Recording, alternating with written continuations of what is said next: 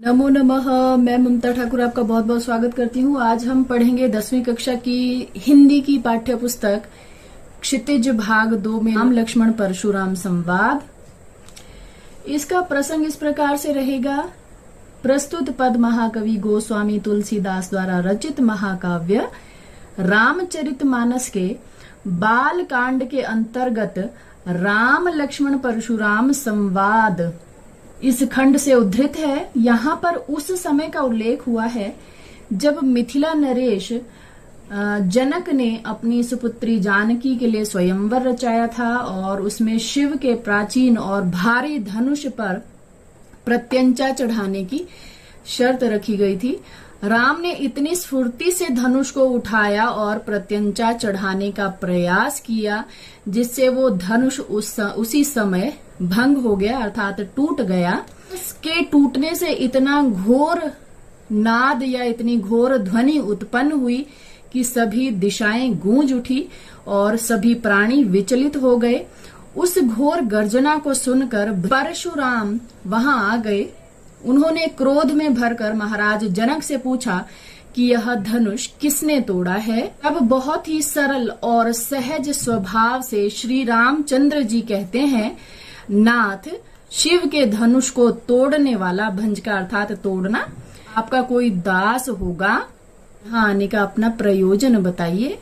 और सुनी रिसाई बोले मुनि को ही अर्थात यहाँ पर क्रोधित मुनि और ज्यादा क्रोधित होकर बोले। जब श्री रामचंद्र जी उनसे कहते हैं कि शिव का धनुष तोड़ने वाला कोई आपका दास ही होगा, आपका यहाँ आने का क्या प्रयोजन है, आपका यहाँ कैसे आना हुआ।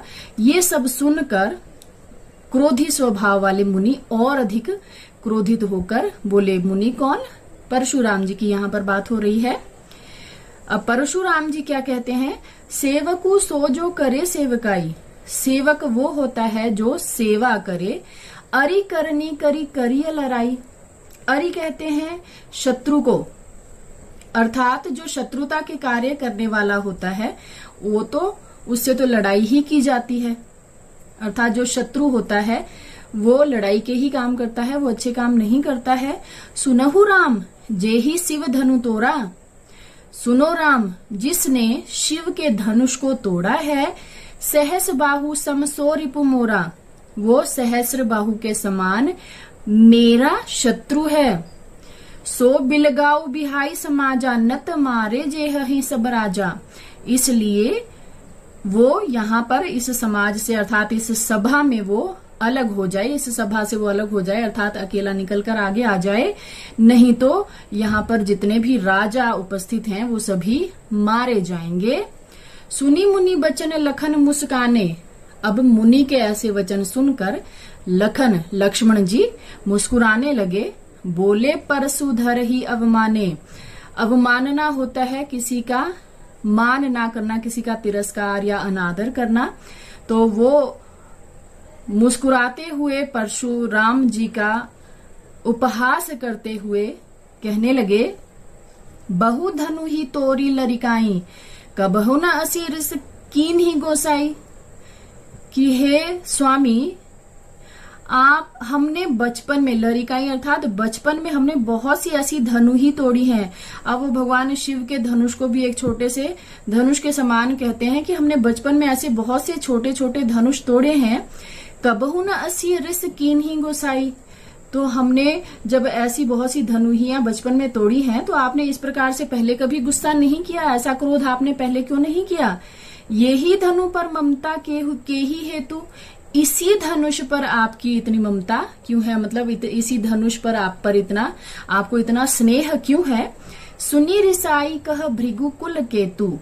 सुनी रिसाई अर्थात ये सब सुनकर कह भृगुकुल केतु, भृगुकुल के केतु अर्थात भृगुकुल के ध्वजा स्वरूप परशुराम जी और क्रोधित होकर कहते हैं, रेन रिप बालक, हे राजपुत्र, काल बस बोलत तो ही न संभार। तुम काल के वश में हो इसलिए संभल कर नहीं बोल रहे हो। धनु ही सम त्रिपुरारी धनु, विदित सकल संसार। त्रिपुरारी किसको कहा जाता है? शिव जी को। तो वो उनसे कहता है कि समस्त संसार इस शिव जी के विख्यात धनुष को जानता है और तुम उसको धनु ही के समान मानते हो, अर्थात छोटा सा एक धनुष मानते हो इसे। लखन कहा हंसी हमरे जाना, सुनहु देव सब धनुष समाना।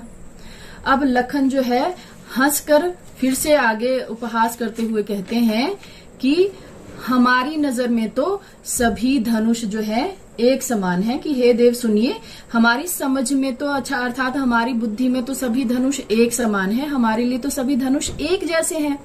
का क्षति लाभ जून धनु तोरे, देखा राम नयन के भोरे। कि अगर उन्होंने ये इतना पुराना धनुष तोड़ दिया तो इसमें क्षति अर्थात इसमें क्या हानि हुई और क्या लाभ हुआ।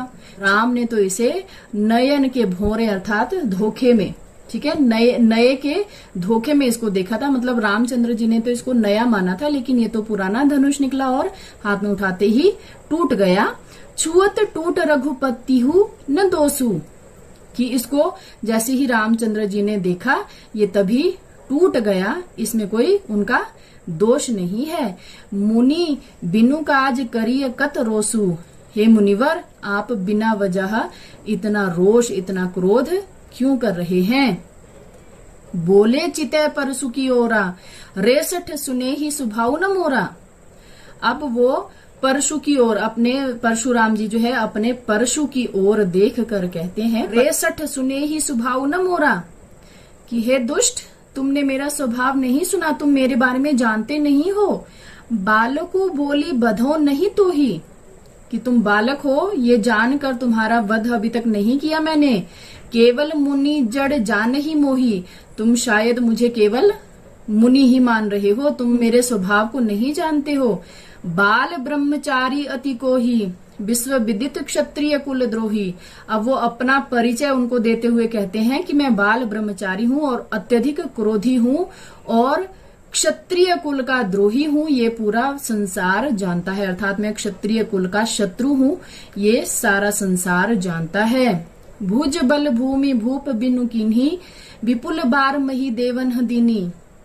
अब वो क्या कहते हैं कि मैंने अपने भुजाओं के बल पर इस धरती को कई बार राजाओं से, क्षत्रिय राजाओं से हीन कर दिया है और अनेकों बार मैंने ये धरती जो है क्षत्रिय राजाओं का वध करके ब्राह्मणों को दान में दे दी है। सहस्र बाहु भुज छेद निहारा, परसु बिलोकु महीप कुमारा। कि हे राजा, हे राजपुत्र, मेरे इस परशु को देखो जिसने सहस्र बाहु को छिन्न भिन्न कर डाला था। तुम अपने जन्म देने वाले माता पिता को सोच के वश मत करो। महिष किशोर मतलब राजपुत्र, मैंने तो जो मेरा फरसा है, परशु अर्थात मेरा जो फरसा है वो इतना कठोर और भयानक है कि ये गर्भस्थ शिशुओं का भी नाश कर देता है। अर्पण और कोमल वाणी में कहते हैं, अहो मुनीसु महाभटमानी। मुनीसु अर्थात हे मुनिवर, आप तो बड़े महान योद्धा स्वयं को मानते हैं, मुझे बार बार आप अपना ये कुठार या अपना परशु दिखा रहे हो। आप फूंक मारकर पहाड़ को उड़ाना चाहते हैं। यहाँ पर काशीफल के समान नाजुक कोई नहीं है जो तर्जनी उंगली देखकर ही मर जाएंगे। तर्जनी उंगली होती है अंगूठे के ठीक साथ वाली उंगली, ये उंगली तर्जनी उंगली है। तो वो कहते हैं कि आप जैसे तर्जनी उंगली उठाकर हम पर बार बार क्रोध कर रहे हैं, तो हम यहाँ पर जो है काशीफल के समान नहीं है कि आप बार बार हम पर तर्जनी उंगली उठाएंगे और हम डर जाएंगे। देखी कुठारू सरासन बाना, मैं कछु कहा सहित अभिमाना। अब आपके पास ये कुठार और धनुष बाण देखकर मैंने कुछ अभिमान के साथ ये सब कहा है। और भृगुसुत समुझी जनेऊ बिलो की, जो कछु कहु सहो रिस रोकी। अब वो क्या कहते हैं कि आपके पास जब मैंने इतने अस्त्र शस्त्र देखे तो मैंने अभिमान के साथ ये सब कह दिया, लेकिन भृगुवंशी समझकर, और जनेऊ कहा जाता है यज्ञोपवीत को, तो यज्ञोपवीत को देखकर आप जो कुछ भी कह रहे हैं उससे मैं अपने क्रोध को रोक कर आपकी बात सुन रहा हूं। मतलब कि आपके पास जो मैंने अस्त्र शस्त्र देखे उसके बाद तो मैंने अभिमान पूर्वक ये सब कह दिया है, लेकिन आपने क्योंकि यज्ञोपवीत धारण किया हुआ है इसलिए मैं जो है अपने क्रोध को नियंत्रित कर रहा हूँ, इसलिए ये सब कुछ कह रहा हूँ। अब लक्ष्मण अपने कुल की प्रशंसा करते हुए कहते हैं कि देवताओं पर, महिषुर अर्थात ब्राह्मणों पर, हरिजन अर्थात ईश्वर के भक्तों पर और गाय पर, हमारे कुल में इन सब पर वीरता नहीं दिखाई जाती। यदि हम इनका वध करते हैं तो हमें पाप लगता है, और यदि हम इनसे हारते हैं तो हमारी अपकीर्ति होती है, हमारा अपमान होता है। मारतहु पाप परिय तुम्हारे। अब वो क्या कहते हैं कि आप मारें तो भी आपके पैर ही पड़ेंगे। ठीक है, मारतहु अर्थात यदि आप हमें मारते हैं तो भी हम आपके पांव ही पड़ेंगे। कोटि कुलिस सम वचन तुम्हारा। आपके वचन जो है करोड़ों वज्रों के समान है, अर्थात आप इतने कटु वचन बोलते हो जो कि कठोर वज्र के समान है। व्यर्थ धरहु धनु बाण कुठारा। आपने तो व्यर्थ में ही धनुष बाण और कुठार धारण किया हुआ है। आपकी तो वाणी ही कठोर वज्रों के समान प्रहार करने वाली है। आपने तो व्यर्थ में ही इतने अस्त्र शस्त्र उठाए हुए हैं। हे महामुनि, इन सब को देखकर मैंने जो कुछ भी अनुचित कहा हो तो धैर्य धारण करके मुझे, धीर अर्थात धैर्य धारण करके आप मुझे क्षमा करना। सुनी सरोष भृगु बंस मणि बोले गिरा गंभीर। और यह सब सुनकर भृगु वंश मणि परशुराम जी गंभीर वाणी में क्रोध के साथ बोले, कौशिक सुनहु मंद येहु बालकु कुटिल काल बस निज कुल घालकु। अब वो कौशिक अर्थात विश्वामित्र जी से कहते हैं कि सुनो, ये बालक तो मंद बुद्धि है, अर्थात मूर्ख है, अपनी बुद्धि का प्रयोग नहीं कर सकता। कुटिल काल बस निज कुल घातकु। ये कुटिल काल के वश में हो गया है और अपने ही कुल का घातक है, अपने ही कुल का नाश करने वाला हो गया है। भानु वंश राकेश कलंकु। सूर्य के समान, ठीक है, सूर्य वंश रूपी चंद्र, राकेश होते हैं चंद्र, तो सूर्य वंश रूपी, भानु कहते हैं सूर्य को, तो सूर्य वंश रूपी चंद्रमा पर जैसे कलंक है, ये उसी प्रकार से कलंक का कार्य कर रहे हैं। निपट निरंकुश अर्थात बिल्कुल उद्दंड है, जो कि कहना नहीं मानते हैं। और अबुधु अबोध अज्ञानी है। और असंकु ये बहुत निडर हैं। काल कवलु होई ही छन माही। क्षण भर में ही ये काल का ग्रास बन जाएंगे, अर्थात मृत्यु को प्राप्त हो जाएंगे। मैं अभी पुकार कर कह रहा हूँ, बाद में मुझ में आप खोट मत निकालना, मतलब कि मुझे बाद में दोष मत देना। मैं पहले ही ये बात आपको समझा रहा हूँ। तुम हट कहू जो चहु उबारा, कि आप ही इसे रोक सकते हो यदि आप इसे बचाना चाहते हो। कही प्रताप बलु रोष हमारा। आप इन्हें मेरा प्रताप, बल और रोष बताओ, अर्थात आप इन्हें बताओ कि मैं कितना बलशाली हूँ। ठीक है, मेरा प्रताप, बल और मेरे क्रोध के बारे में आप इनको बताकर समझा दीजिए। फिर से लक्ष्मण उनका उपहास ही कर रहे हैं और फिर वो क्या कहते हैं कि आपको छोड़कर आपका यश और कौन वर्णन कर सकता है, अर्थात आप अपनी ही प्रशंसा स्वयं किए जा रहे हो। अपने मुंह तुम आपनी करनी। आप अपने मुंह से ही अपनी करनी अर्थात अपने बारे में बताते चले जा रहे हो।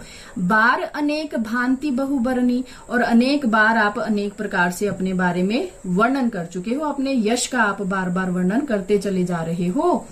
नहीं संतोषु तब पुनि कछु कहूं।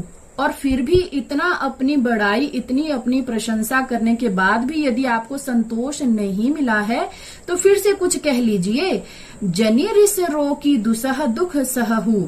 आपके लिए यदि अपने क्रोध को रोकना और इस दुख को सहना आपके लिए यदि इतना ही कठिन है तो आप इस दुख को मत सहिए।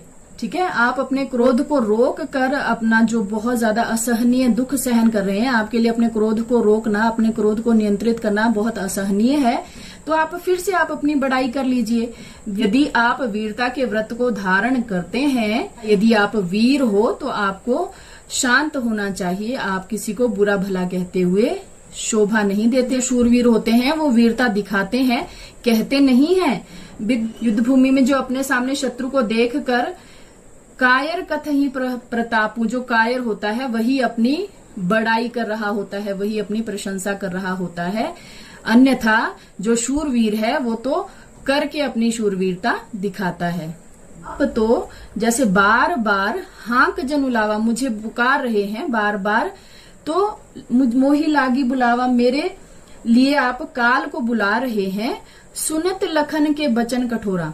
अब यहाँ पर तो लक्ष्मण जी उनसे कहते हैं कि आप तो जैसे बार बार आवाज लगाकर मेरे लिए काल को बुला रहे हैं। तो ये बात सुनत लखन के वचन कठोरा। अब लक्ष्मण के इतने कठोर वचन सुनकर परशुराम जी परशु सुधारी धरे उकर घोरा। और लक्ष्मण जी के ऐसे कठोर वचन सुनकर परशुराम जी ने अपने भयानक फरसे को सुधार कर अपने हाथ में पकड़ लिया, अर्थात वो उनका वध करने के लिए बिल्कुल तैयार हो गए। अब जनी देई दोसु मोही लोगू, कटुबादी बालकू बध जोगू। अब वो क्या कहता है कि अब मुझे कोई भी लोग जो है दोष ना दें, अब मुझे कोई दोष मत देना। और यह कटुवादी, कटु अर्थात कड़वा बोलने वाला यह बालक वध के योग्य ही है, कि इतना कड़वा बोलने वाला बालक जो है इसका तो वध ही किया जाना चाहिए। बालक बिलो की बहुत मैं बांचा, इसको बालक समझकर मैंने बहुत बार छोड़ा, मतलब मैं इसको मार ही डालूंगा। कौशिक कहा क्षमी अपराधु। अब कौशिक यहाँ पर किसको कहा गया है? विश्वामित्र जी ने कहा क्षमी अर्थात क्षमा करें, अपराधु अर्थात अपराध को। अब विश्वामित्र जी परशुराम से कहते हैं कि महाराज कि हे स्वामी आप इसके अपराध को क्षमा करें। बाल दोष गुण गणहीन साधु, सज्जन लोग बालकों के दोष और गुण को नहीं गिनते। जो सज्जन होते हैं वो बालकों को क्षमा करते हैं, उनके गुण दोष को गिनते नहीं हैं। खर कुठार में अकरुण को ही, आगे अपराधी गुरुद्रोही। अब वो क्या कहते हैं? परशुराम जी फिर से कहते हैं कि मेरी ये तीखी धार वाला कुठार और मेरे अंदर कोई दया की भावना नहीं है और मैं क्रोधी भी हूँ, इतना होते हुए भी मैं इसे बिना मारे छोड़ रहा हूँ। राम लक्ष्मण के गुरु विश्वामित्र परशुराम से प्रार्थना करते हुए कहते हैं कि इनके अपराध को क्षमा करें। तो परशुराम कहते हैं कि मैंने जो है मेरा स्वभाव दया रहित और क्रोधी है और ये गुरुद्रोही होकर उत्तर दे रहा है, फिर भी मैं आपके कहने पर इसके अपराध को क्षमा कर रहा हूं, मैं इसे बिना मारे छोड़ रहा हूं। ये ही काटी कुठार कठोरे, गुरही उरिन होते श्रम थोरे। अन्यथा मैं इसे इस कठोर कुठार से काट कर थोड़ी ही देर में, श्रम थोड़े अर्थात थोड़े ही परिश्रम से जो मैं अपने गुरु के ऋण से मुक्त हो जाता, कि आपने विनती की है, आपके स्वभाव के कारण मैं इसका वध नहीं कर रहा हूं, अन्यथा अब तक तो मैं इसको अपने तीखे कुठार के प्रहार से अब तक इसका वध कर चुका होता। गाधी सुनु कह हृदय हसी मुनि ही हरियरे सूझ। अब गाधी सुनु यहाँ पर कहा गया है विश्वामित्र जी को। तो विश्वामित्र जी ये सब सुनकर हृदय हसी, अपने हृदय में ही हंसते हुए सोचते हैं कि मुनि को सब जगह हरियरे सूझ, सब जगह उनको हरा ही हरा नजर आ रहा है। अयमय खांड न ऊखमय। अब वो कहते हैं कि ये राम लक्ष्मण को, मतलब कि वो मन ही मन सोचते हैं कि ये राम लक्ष्मण को जो है साधारण क्षत्रिय समझ रहे हैं, लेकिन वो ये नहीं जानते कि ये अयमय है, अर्थात लोहे की बनी हुई खांड है और ऊखमय नहीं है, गन्ने की बनी हुई खांड नहीं है। अजहु न बूझ अबूझ, और इनको अभी भी ना समझी कर रहे हैं और इनके प्रभाव को वो समझ नहीं रहे हैं। मतलब कि अब यहाँ पर विश्वामित्र भी जो है अपने हृदय में हंस रहे हैं, हृदय में उपहास कर रहे हैं मुनि का, कि देखो इनको हर तरफ हरा ही हरा सूझ रहा है। मतलब कि ये स्वयं को ही बहुत प्रकांड विद्वान या वीर समझ रहे हैं, बहुत बड़ा वीर ये स्वयं को समझ रहे हैं और ये राम और लक्ष्मण के प्रताप को नहीं जानते। ये ऐसी खांड है जो लोहे की बनी हुई है, ईख से बनी हुई नहीं है, और इस बात का अभी भी वो उनको ज्ञान नहीं हो रहा है। अंतिम पंक्तियां इस प्रकार से रहेंगी। कहेऊ लखन मुनि शील तुम्हारा। लक्ष्मण जी ने कहा कि हे मुनि श्रेष्ठ, आपके शील को कौन नहीं जानता, कौन नहीं जान विदित संसारा, सारा संसार जो है आपके शील को, आपके स्वभाव को जानता है। माता पिता ही उरन भय नीके, गुरु ऋण रहा सोचू बड़ जी के। कि आप माता पिता के ऋण से तो उऋण हो गए, मतलब मुक्त हो गए। आप माता पिता के ऋण से तो मुक्त हो गए। अब आपका जो गुरु का ऋण आप पर शेष है, जिसकी सोच ने आपके मन को व्याकुल कर रहा है, ठीक है, तो वह हमारे ही माथे काढ़ा है, अर्थात वो हमारे लिए ही लिखा गया है। दिन चली गए ब्याज बढ़ बाढ़ा, अब बहुत दिन हो गए हैं तो उसका ब्याज भी बहुत बढ़ गया होगा, अर्थात बहुत दिन हो गए हैं, वो ब्याज बढ़ता चला जा रहा है। अब आनीय व्यवहारिया बोली, तुरंत देव में थैली खोली। अब आप कोई हिसाब किताब करने वाले को बुला लाइए, जिससे मैं तुरंत जो है थैली खोलकर वो ब्याज चुका दूं। सुनी कटु वचन कुठार सुधारा, अब इतने और ज्यादा लक्ष्मण के कटु वचन सुनकर वो फिर से कुठार को जो है प्रहार करने के लिए तैयार कर लेते हैं, उठा लेते हैं ऊंचा। हाय हाय सब सभा पुकारा, और सारी सभा जो है हाय हाय पुकारने लगती है। भृगुवर परसु देखा बहु मोही, तो लक्ष्मण जी ने कहा, हे भृगु श्रेष्ठ, आप मुझे बार बार ये फरसा दिखा रहे हैं। विप्र बिचारी बचो नृप दोही, पर हे राजाओं के शत्रु, मैं आपको ब्राह्मण समझकर बचा रहा हूँ, अर्थात मैं ब्राह्मण समझकर आप पर प्रहार नहीं कर रहा हूँ। मिले न कबहू सुभट रन गाढ़े, द्विज देवता घर ही के बाढ़े। अब वो आगे क्या कहते हैं कि आपको कभी बलवान और योद्धा नहीं मिले, मिले न कबू सुभट रन गाढ़े, कि आपको कभी भी कोई बलवान योद्धा नहीं मिले हैं। द्विज देवता घर ही के बाड़े, द्विज देवता अर्थात आप हे ब्राह्मण देव, आप घर में ही बड़े हुए हैं। अनुचित कही सब लोग पुकारे, आप घर में ही घर के ही वीर योद्धा है, अर्थात आपका बाहर किसी योद्धा से सामना नहीं हुआ है। और अनुचित कही सब लोग पुकारे, यह सब सुनकर जो है सभा में उपस्थित सभी लोग यह अनुचित है, यह अनुचित है ऐसा कहने लगे। रघुपति शयन ही लखनु निवारे, अब उसी समय जो है रघुनाथ जी ने, श्री रामचंद्र जी ने शयन ही मतलब नयन ही, नैनों के इशारे से जो है लक्ष्मण जी को निवारे अर्थात रोक दिया। अर्थात लक्ष्मण जी जो है उनसे बार बार उनका उपहास किए चले जा रहे थे, उनका उपहास करते हुए बहुत सी बातें कहते चले जा रहे थे। तो रामचंद्र जी ने उनको आंखों के इशारे से, नयन के इशारे से उनको विराम के लिए कह दिया, अर्थात चुप रहने के लिए इशारा कर दिया। लखन उतर आहुति सरिस, भृगुबर को पुकृसानु, बढ़त देखी जल सम बचन बोले, रघुकुल बानु। अब क्या कहते हैं कि लक्ष्मण जी के उत्तर जो है आहुति के समान थे, आहुति सरिस अर्थात आहुति के समान थे, जिनसे परशुराम जी के क्रोध रूपी अग्नि को बढ़ता हुआ देखकर रघुकुल के सूर्य, भानु कहा जाता है सूर्य को, तो रघुकुल के सूर्य श्री रामचंद्र जी जल के समान